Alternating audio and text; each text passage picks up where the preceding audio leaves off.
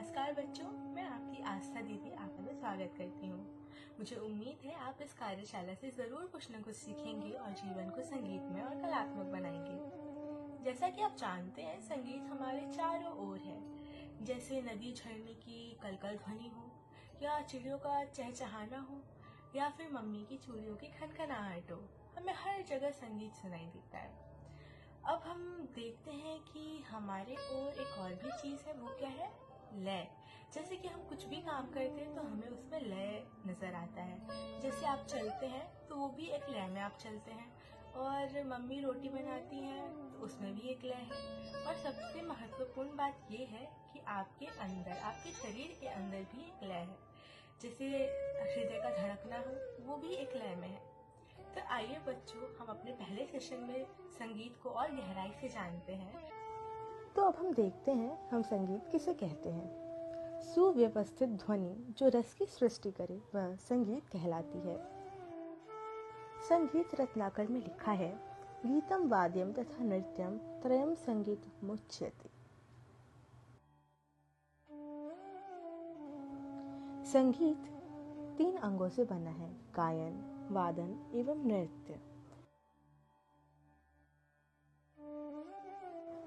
अब हम देखते हैं कि हम गायन किसे कहते हैं। गायन एक ऐसी क्रिया है जिससे स्वर की सहायता से संगीत में ध्वनि उत्पन्न की जाती है।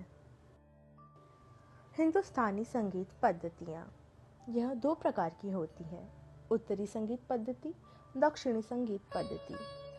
उत्तरी संगीत में शास्त्रीय संगीत हम देख सकते हैं व दक्षिणी संगीत में कर्नाटक संगीत हम देखते हैं।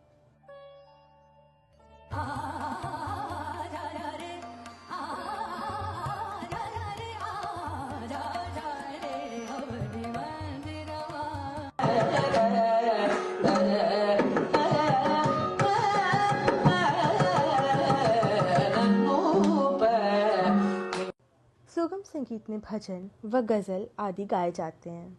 ऐसी लागी लगन मीरा हो गई मगन, ऐसी लागी लगन मीरा हो गई मगन, वो तो गली गली गली गली हरि गुण गाने लगी। वादन, किसी भी वाद्य यंत्र को बजाने को हम वादन कहते हैं। गायन के साथ वादन से ही संगीत बनता है। यहाँ पर विभिन्न वाद्य यंत्रों को आप देख सकते हैं।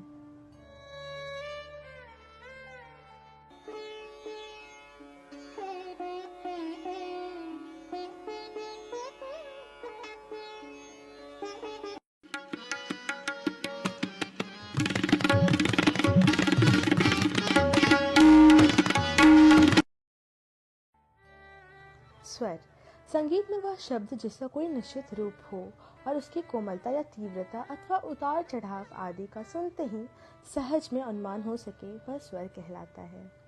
भारतीय संगीत में 7 स्वर हैं, जिनके नाम हैं षडज, ऋषभ, गांधार, मध्यम, पंचम, धैवत, निषाद।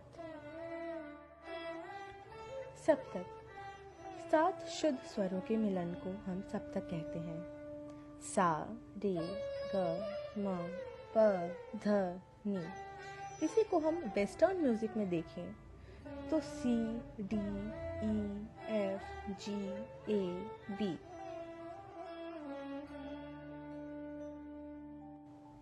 इस क्रम के अनुसार षडज से निषाद तक 7 स्वरों के समूह को सप्तक कहते हैं। एक सप्तक के उपरांत दूसरा सप्तक चलता है, जिसके स्वरों की कंपन संख्या इस संख्या से दूनी होती है।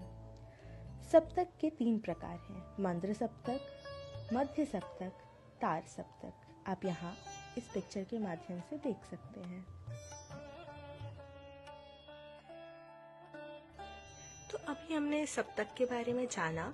अब हम देखते हैं कि हारमोनियम पे कहाँ पर कौन सा सप्तक है। सबसे पहले है मंद सप्तक। वो मध्य के नीचे होता है, इस साइड। और मध्य सप्तक हमारा ये है, जहाँ पे मैंने कीनोट लिखा है वहाँ पर। और उसके आगे जब हम जाते हैं तो वो तार सप्तक होता है। सबसे पहले हम मंद सप्तक को देखते हैं।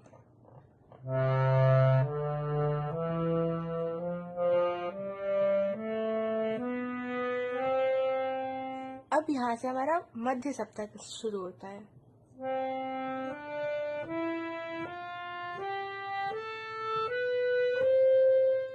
इसके बाद हम तार सप्तक देख सकते हैं।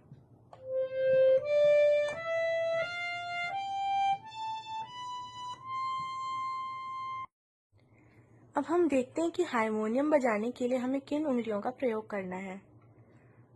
सबसे पहले सा के लिए थंब, रे, ग, म, फिर प पे थंब आएगा, ध, नी, सा।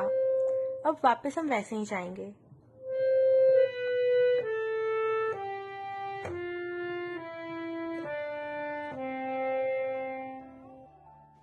स्वर दो प्रकार के होते हैं, शुद्ध स्वर और विकृत स्वर। शुद्ध स्वर सारे ग म प ध नी और विकृत स्वर में दो प्रकार के स्वर होते हैं, कोमल स्वर व तीव्र स्वर। कोमल स्वर रे, ग, ध, नी होते हैं व तीव्र स्वर म होता है।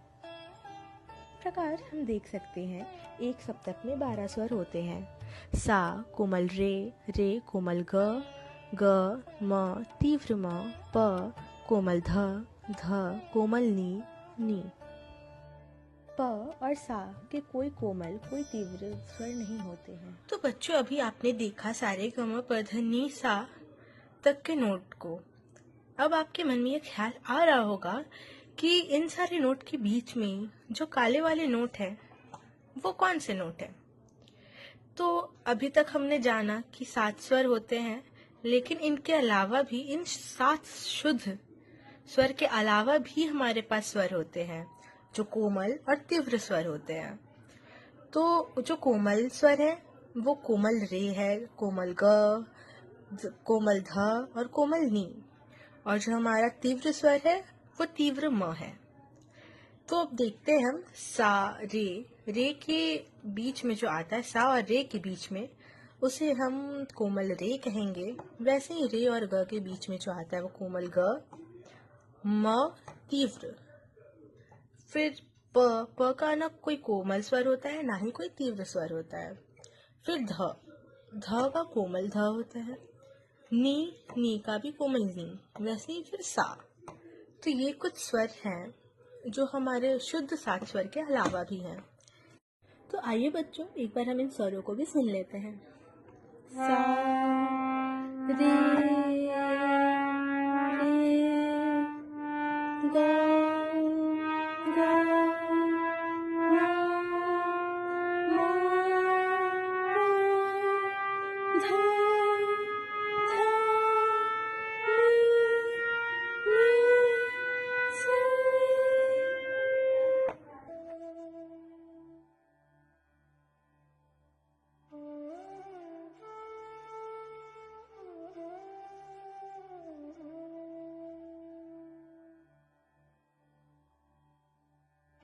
इसके बाद हम देखते हैं कि आरोह और अवरोह किसको कहते हैं।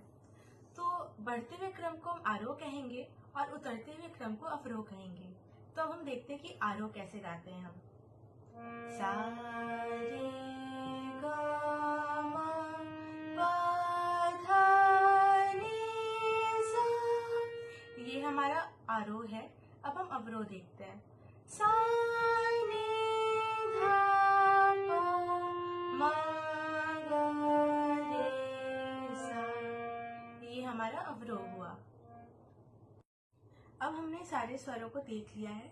अब हम इसका अभ्यास कैसे करेंगे ये मैं बताने जा रही हूँ। अब जो भी ध्वनि निकल रही है उसमें हम अपना स्वर मिलाने का कोशिश करेंगे। पहले हम ध्यान से सुनेंगे कि कौन सी ध्वनि निकल रही है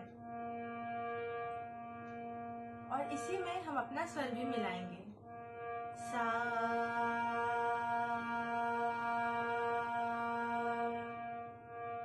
फिर अब हमारा रे आएगा।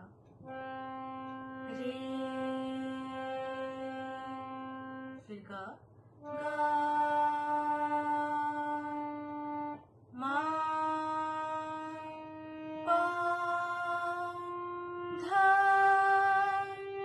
नी, सा, सा, नी, धा, पा,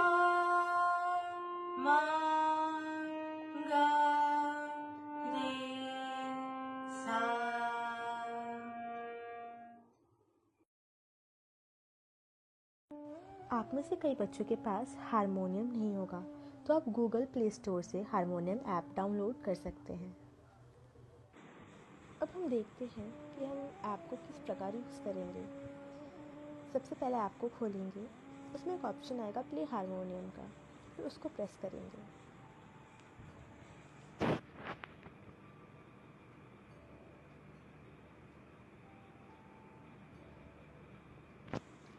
इसके बाद हम पूरे स्केल, पूरे सप्तक को देख सकते हैं।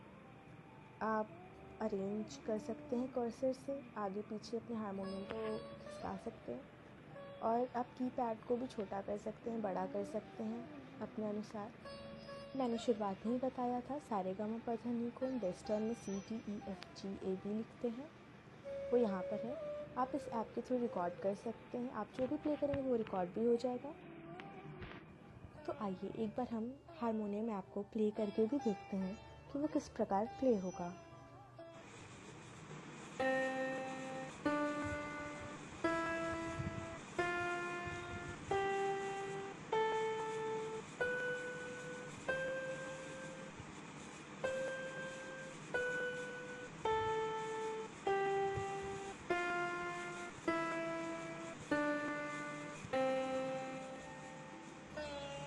तो बच्चों, मैं आपको अभ्यास कार्य भी दे रही हूँ। पहला, आप सारे स्वरों का अभ्यास कीजिए। दूसरा, आप अपने मन पसंदीदा प्रार्थना को गाकर ऑडियो करके मुझे भेज सकते हैं।